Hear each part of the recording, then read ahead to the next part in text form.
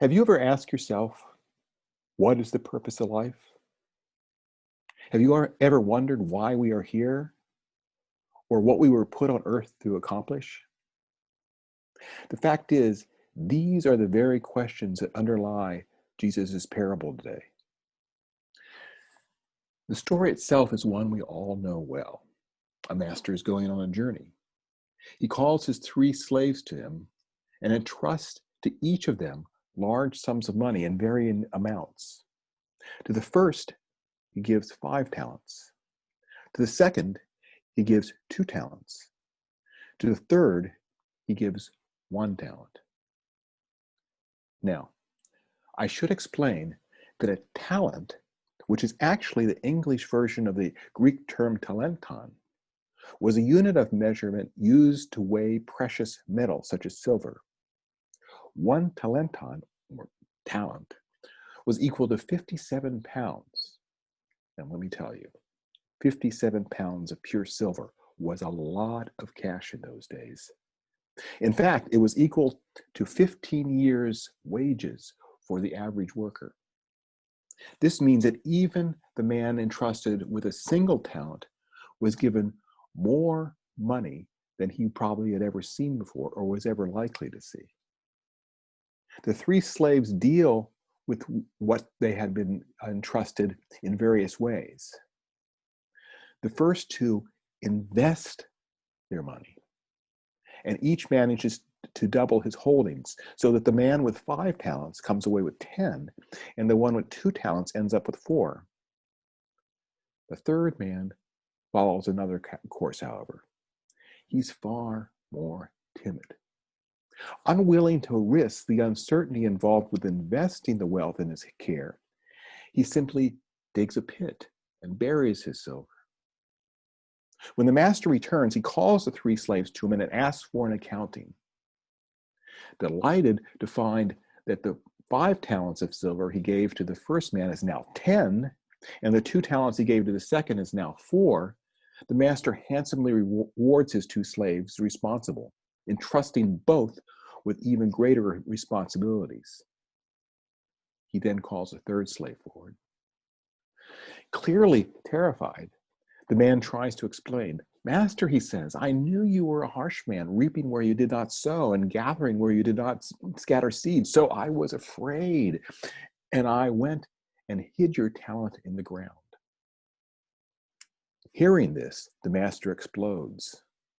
You wicked and lazy slave, he snarls. You knew, did you, that I reap where I did not sow and gather where I did not scatter? Then you ought to have invested my money with the bankers, and on my return I would have received what was my own with interest. The furious master then takes the third man's talent and gives it to the slave who had returned him 10 talents for 5. After that, he has the slave cast out, as it says, into the outer darkness, where there is weeping and gnashing of teeth. That's it. It is, as I say, a story we all know well. We probably all know what it means, too. Or at least we think we do. The most common interpretation of this parable, it tells us that it's about using our gifts, our special skills, our talents, in the common English meaning of the word. We should not let our gifts go to waste. In other words, we should not bury our talents, but bring them forth. We shouldn't hide the things that we are good at. We should cultivate them, be proud of them. We should use our gifts and let them shine. We've all heard this interpretation, and no wonder. It was an interpretation first offered in the Middle Ages, specifically in the 13th century. And as a matter of fact, this interpretation is the reason we have the English word talent in the first place. In other words, it's no coincidence that the Greek term for 57 pounds of silver happens to be the same as the English word for skill or ability. Historians of language believe that this is where the English word talent comes from. is derived directly from the most common interpretation of this parable. The question is this interpretation really the correct one? Personally, I wonder about that. Now, don't get me wrong. I'm just as convinced as I'm sure all the rest of you are that cultivating your skills and letting your abilities shine forth is a wonderful thing. It's a lesson worth learning and a lesson worth teaching. But is it the lesson that Jesus is teaching here? I don't believe it is. That's because nowhere else in the Gospels does Jesus talk about this sort of personal development. There's a reason for that. It's just not really what Jesus was most concerned about. His focus was always on what is most important. He never lose sight of life's deepest goal. He never lose sight of our purpose on earth, the reason we are here. And what is that? Well, it can be only one thing. It's love. Love of God, love of others. That's what this parable is about. It's about love. I believe that what Jesus is saying is this. We all enter the world with a certain allotment of love, some more, some less. Some are lucky enough to find themselves surrounded by a large, loving family. Others begin with fewer people who truly care about them. That's just the way things are. Ultimately, though, how much love we start with is less important than what we do with it. Do we simply hoard whatever store of love we have been given, never reaching beyond the circle of family and friends with whom we are most comfortable? Or do we risk extending ourselves to strangers and those new to us? Jesus is telling us that we need to dare to do the second.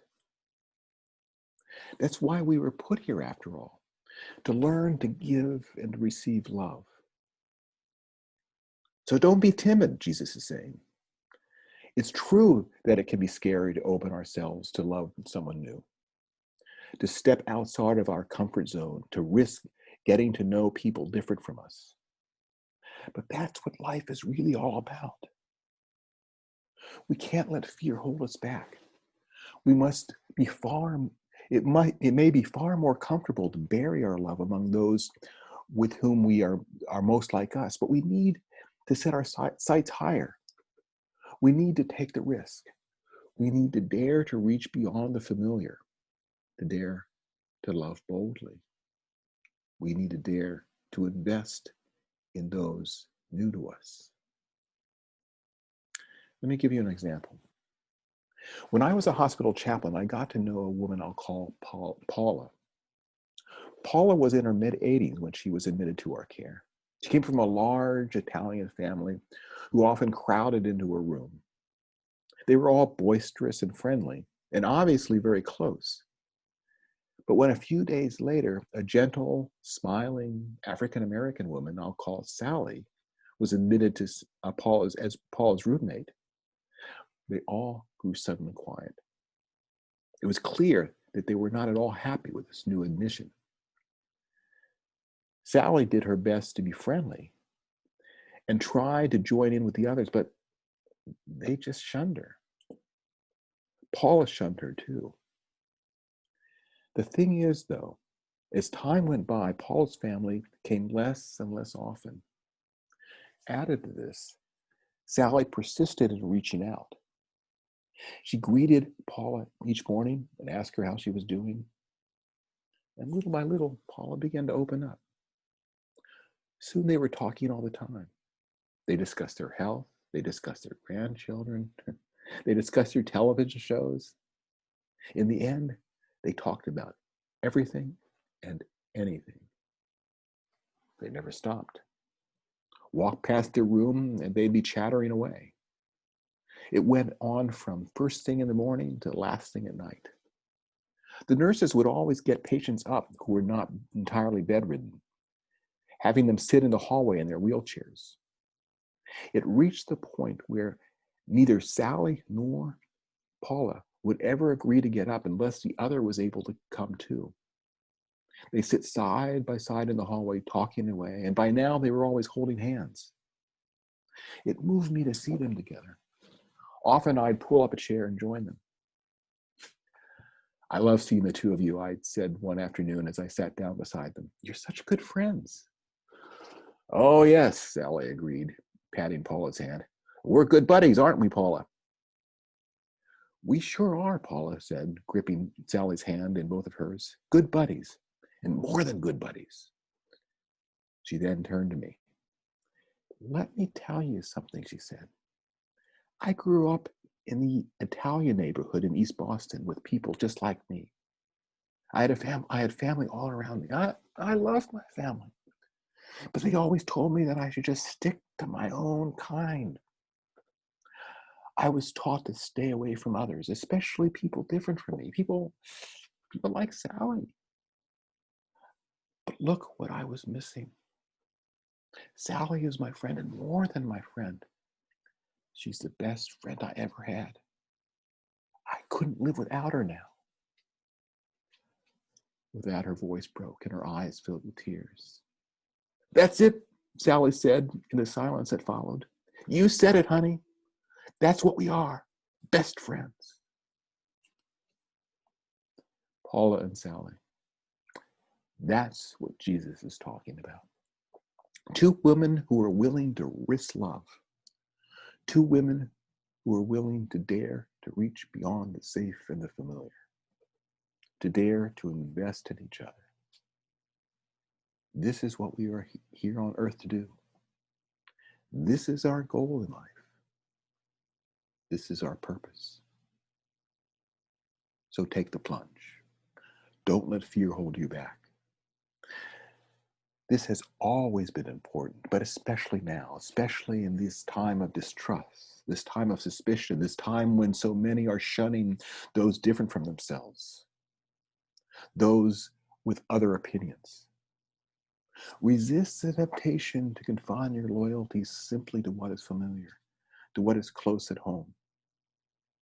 Reach out to others. Love boldly, love courageously, and listen. Listen and give others a chance. Yes, this has its risks.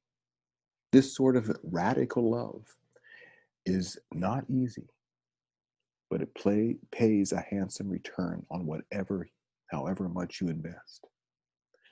The gift of love is more love in return. And that's something we could all use. Amen.